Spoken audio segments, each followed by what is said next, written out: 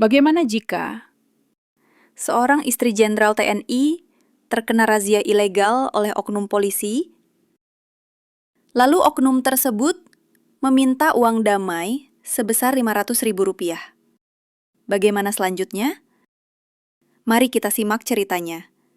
Jangan lupa untuk like dan subscribe ya. Langit Jakarta siang itu digelayuti awan kelabu, seolah menyiratkan akan turun hujan, menambah kesan muram di antara padatnya lalu lintas ibu kota. Jalanan dipenuhi kendaraan yang bergerak lambat, klakson bersahut-sahutan, dan debu jalanan beterbangan tertiup angin lembut yang menusuk. Di tengah kemacetan tersebut, sebuah mobil jeep hitam dengan kaca gelap melaju pelan namun pasti, menyelinap di antara mobil-mobil lain yang terjebak lampu merah. Di balik kemudi, duduk seorang wanita berusia 40-an yang wajahnya memancarkan ketenangan sekaligus wibawa. Ibu Susi. Rambutnya disanggul rapi, mengenakan blos putih dengan sial biru muda melingkar di lehernya. Bukan wanita biasa, dia adalah istri dari Mayor Jenderal Agus Wibowo, salah satu perwira tinggi TNI yang dikenal publik karena keberaniannya dalam memimpin operasi penting. Namun siang itu, tanpa pengawalan, Ibu Susi memilih menyetir sendiri menuju rumah sakit, tempat ia hendak menjenguk sahabat lamanya yang tengah dirawat. Ia tak menyangka, siang yang tampak biasa itu akan berubah menjadi mimpi buruk. Saat jeep hitam itu melewati perempatan besar di dekat kawasan Senayan, dua sosok berseragam coklat tiba-tiba melangkah keluar dari pinggir jalan. Salah satunya mengangkat tangan, memberi isyarat agar kendaraan berhenti. Refleks, Ibu Susi menginjak rem dengan tenang.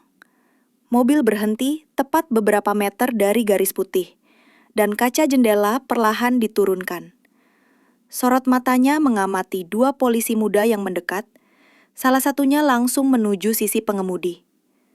Raut wajah polisi itu tampak tajam, seperti menyembunyikan rasa curiga atau mungkin niat lain di baliknya.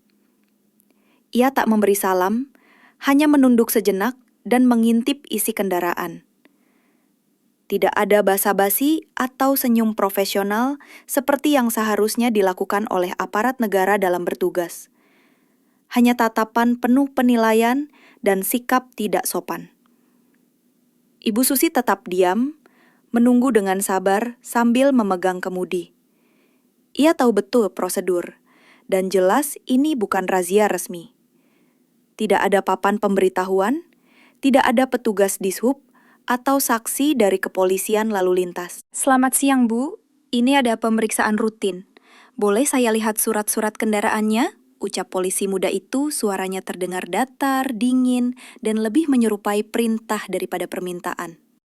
Tidak ada basa-basi, tidak ada senyuman ramah, hanya nada penuh kuasa yang dipaksakan. Ibu Susi menarik napas pelan dan membuka dashboard depannya. Ia mengambil dompet kulit tempat ia menyimpan dokumen kendaraan, STNK, dan SIM. Dengan sopan, ia menyerahkannya keluar jendela. Polisi itu menerima surat-surat itu tanpa mengucapkan terima kasih dan langsung membolak-balik dokumen tersebut dengan ekspresi datar namun memeriksa secara detail. Ibu Susi tetap menatap ke depan, tetap diam, tapi pandangan matanya tajam. Dalam pikirannya, ia tahu bahwa ada yang aneh dari semua ini. Terutama karena hanya ada dua orang polisi yang berjaga, tanpa kendaraan patroli yang jelas, tanpa tanda-tanda legalitas razia, bahkan helm polisi itu tidak memiliki nomor identifikasi yang semestinya terlihat jelas. Semua tampak seperti sandiwara yang sudah disiapkan untuk menakut-nakuti pengemudi. Setelah memeriksa beberapa detik, polisi itu mengangguk pelan, seolah menemukan sesuatu. Ia menatap Ibu Susi dari ujung kaki hingga kepala, seperti menilai siapa yang sedang ia hadapi. Lalu dengan nada yang berubah lebih santai, namun sinis, ia berkata, "Ibu tahu nggak? Ini STNK kayaknya sudah kedaluarsa. Tapi saya bisa bantu kok. Gimana kalau kita selesaikan di tempat aja? 500.000 cukup, Bu. Kalimat itu disampaikan sambil menyeringai, seolah penawaran itu adalah hal biasa. Ibu Susi menoleh padanya. Matanya menyipit. Ia tidak terkejut, karena sudah sering mendengar cerita tentang razia palsu seperti ini. Tapi kali ini, ia sendiri yang mengalaminya. Polisi itu mencondongkan tubuh, tangannya menyentuh pintu mobil. Daripada repot-repot ke kantor, nanti malah ribet, saya bantu ya. Lanjutnya dengan nada menggoda, seperti meremehkan sosok wanita yang sedang duduk di depannya. Entah karena tak tahu atau tak peduli, ia tidak mengenali siapa yang sedang ia permainkan. Dan itu adalah kesalahan besar. Ibu Susi menoleh sepenuhnya ke arah polisi itu. Sorot matanya kini dingin. Bibirnya tertarik tipis. Ia menatap lurus ke wajah polisi muda itu. Lalu berkata dengan nada datar, namun penuh tekanan. Maaf, Pak. Surat-surat saya lengkap dan masih berlaku. Saya tidak bersalah, dan saya tidak akan memberikan uang suap. Kalimat itu diucapkannya dengan lambat, menekankan setiap kata seperti peluru yang ditembakkan satu persatu. Polisi itu tampak sedikit tersentak, tapi berusaha tetap tenang. Ia mengangkat alis, lalu terkekeh telan. Wah, ibu keras juga ya. Tapi jangan salah pilih loh. Jalanan Jakarta tuh kadang nggak ramah. Katanya, kini mulai menunjukkan sikap mengancam. Ibu Susi tidak bergeming. Ia tahu, dalam posisi seperti ini, ketenangan adalah senjata utama. Namun di balik ketegasannya, ia mulai merasakan ada yang tidak beres. Polisi itu semakin mendekat, dan satu lagi yang berjaga dari kejauhan mulai melangkah pelan ke arah mereka. Situasi mulai berubah dari razia menjadi intimidasi. Dan ia tahu, saatnya meminta bantuan. Tanpa menjaga jarak sopan, polisi muda itu semakin mendekat, berdiri hanya beberapa jengkal dari jendela mobil Ibu Susi. Napasnya tercium jelas, bercampur aroma tembakau dan keringat. Dengan nada yang dibuat santai tapi menyimpan ancaman, ia berkata, "Aduh, Bu, jangan kaku-kaku amat lah. Lagian, ibu cantik, sendirian, di jalan besar gini, nggak takut." Matanya menyipit, memandangi wajah Ibu Susi dengan tatapan tak sopan. Sekilas, nada suaranya terdengar seperti rayuan, tapi aura yang keluar dari tubuhnya mengisyaratkan niat tak baik. Ibu Susi tidak menjawab, namun tatapannya kini lebih tajam. Naluri wanitanya merasa terancam. Polisi itu menyeringai seperti seseorang yang yakin sedang memegang kendali atas situasi. Tangan kanannya bahkan sempat menyentuh sisi mobil, seolah menandai wilayah kekuasaannya. Ia terlalu percaya diri, menganggap Ibu Susi hanya seorang ibu rumah tangga biasa yang bisa ditekan dengan cara kotor. Padahal, ia baru saja menginjak wilayah yang salah dan berhadapan dengan wanita yang jauh lebih tangguh dari perkiranya. Ketidaknyamanan mulai merayapi tubuh Ibu Susi. Keringat dingin membasahi telapak tangannya, meski wajahnya tetap terlihat tenang. Nalurinya berteriak bahwa ia harus segera bertindak sebelum situasi memburuk. Ia perlahan membuka tas tangan yang diletakkan di bangku sebelahnya, lalu meraba bagian dalamnya, mencari ponsel. Gerakannya sangat pelan, penuh kehati-hatian agar tidak memancing reaksi agresif dari si polisi. Namun belum sempat Ibu Susi membuka kunci layar, polisi itu secara tiba-tiba menunduk ke arah dalam mobil, mencoba mengintip isi jeep. Tatapannya berputar ke segala arah, seolah mencari barang berharga atau alasan tambahan untuk menyudutkan. "Wah, mobilnya bagus, Bu. Ibu kerja di mana? Atau suaminya pejabat ya?" tanyanya sambil menyeringai. Ibu Susi tetap tak menjawab. Matanya fokus ke layar ponsel yang kini menyala terang di tangannya. Ia harus cepat, sebelum polisi itu menyadari tujuannya. Getaran amarah mulai tumbuh dalam dadanya, tapi ia tahu, dalam situasi seperti ini, logika harus tetap memimpin. Mobil-mobil lain terus melintas tanpa memperhatikan situasi yang menimpa Ibu Susi. Beberapa bahkan melaju dengan kecepatan tinggi, mengejar waktu di tengah padatnya lalu lintas Jakarta. Tidak ada yang peduli, tidak ada yang berhenti. Polisi kedua yang berdiri beberapa meter di depan, pura-pura sibuk menulis sesuatu di buku tilang. Ia sesekali melirik ke arah Ibu Susi dan rekannya. Namun, jelas sekali bahwa ia tahu apa yang sedang terjadi. Dan membiarkannya. Akhirnya, dengan secepat kilat, Ibu Susi berhasil menekan nama yang sudah ia favoritkan. "Mas Agus." Suara dering hanya satu kali, sebelum disambut dengan suara berat dan tenang di seberang. "Mas, aku dihentikan polisi. Mereka maksa minta uang, 500.000. Ini bukan razia resmi. Di perempatan Senayan," bisik Ibu Susi cepat, mencoba agar tak terdengar oleh si polisi. Hanya butuh 5 detik untuk menyampaikan informasi itu. Tapi rasanya seperti selamanya. Saat telepon ditutup, jantungnya berdegup lebih kencang. Ia tahu suaminya akan datang. Dan jika ada yang mengenal siapa Agus Wibowo, mereka pasti akan berpikir 2 kali untuk macam-macam. Hanya 5 menit setelah panggilan, suara gemuruh mesin besar terdengar dari arah belakang. Derunya berbeda dari kendaraan biasa, terdengar mantap, berat, dan cepat. Dari kejauhan, sebuah motor besar warna hitam menggilas aspal, berhenti mendadak hanya beberapa meter dari jeep Ibu Susi. Seorang pria berbadan tegap turun dari motor, mengenakan jaket kulit dan celana jeans gelap. Wajahnya dingin, rahangnya tegas, dan sorot matanya tajam menembus situasi. Dialah Mayor Jenderal Agus Wibowo. Meski berpakaian sederhana, auranya tak bisa disembunyikan. Langkahnya cepat dan mantap saat ia mendekati jeep istrinya. Beberapa pengendara lain menoleh, menyadari kehadiran pria dengan wibawa tinggi itu. Ia tidak bicara, tidak menunjukkan emosi. Tapi dari caranya berjalan dan dari tatapan matanya yang lurus mengarah ke polisi muda di sebelah jeep, siapapun bisa tahu ada bahaya besar yang sedang mendekat.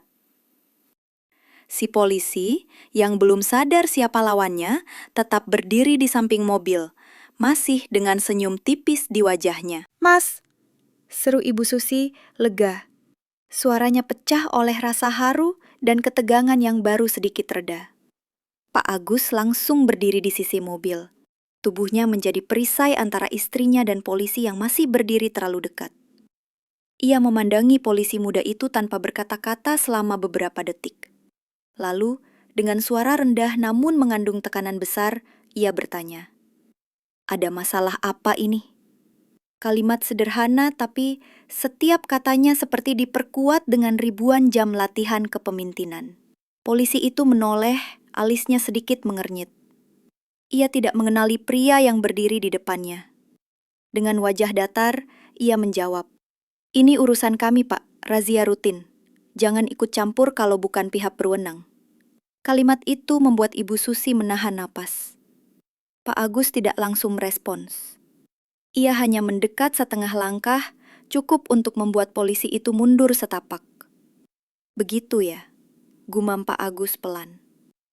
Tatapannya menusuk, dan dalam detik-detik berikutnya, udara di sekitar mereka menjadi lebih berat.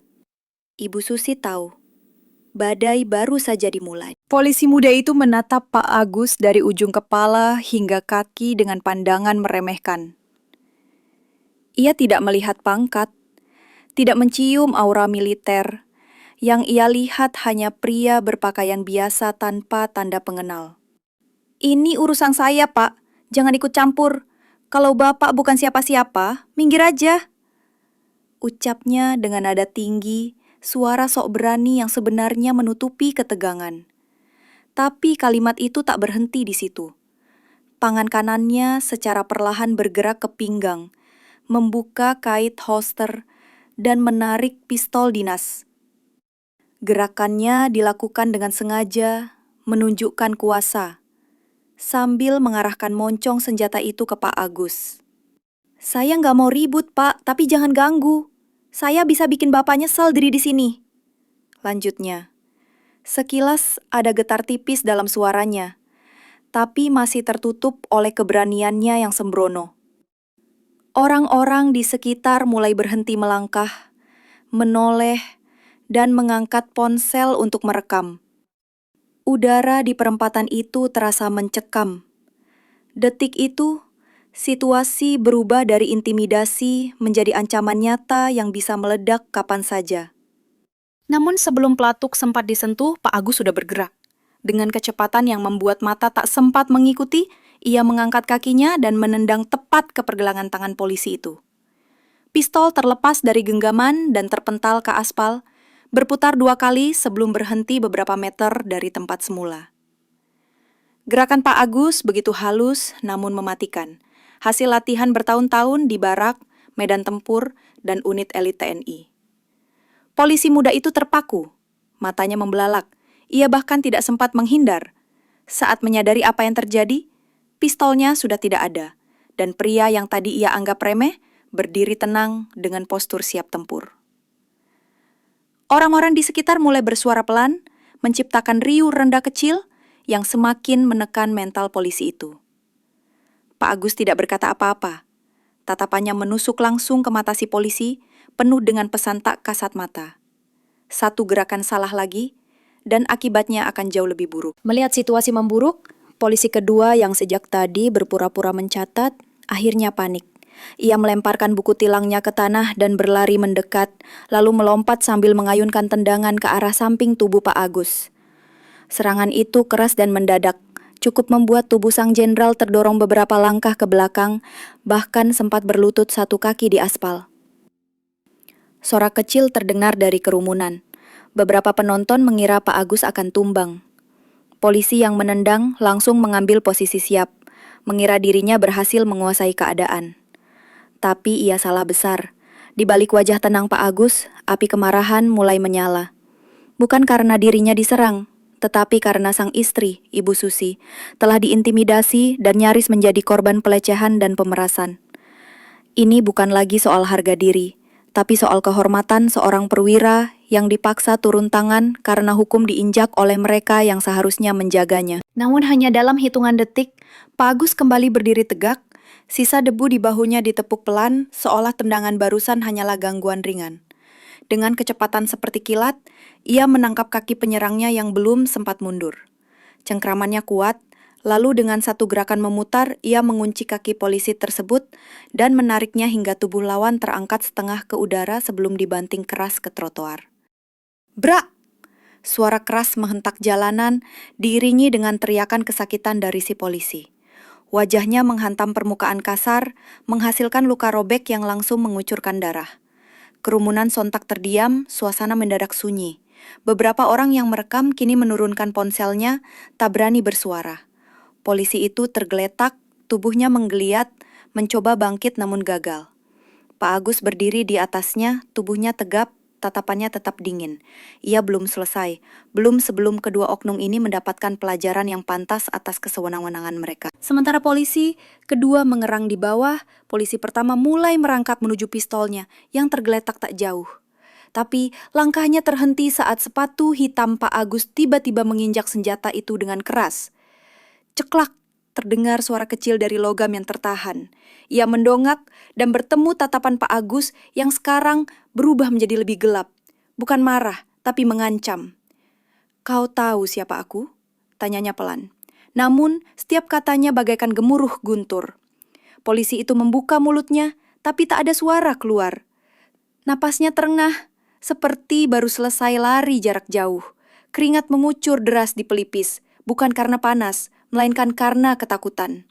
Di sekeliling, suara kamera ponsel kembali terdengar, tapi tak ada yang berani mendekat. Pak Agus lalu mengangkat sebelah alisnya menanti jawaban. Tapi yang keluar dari polisi muda itu hanya gumaman kecil, hampir seperti isakan.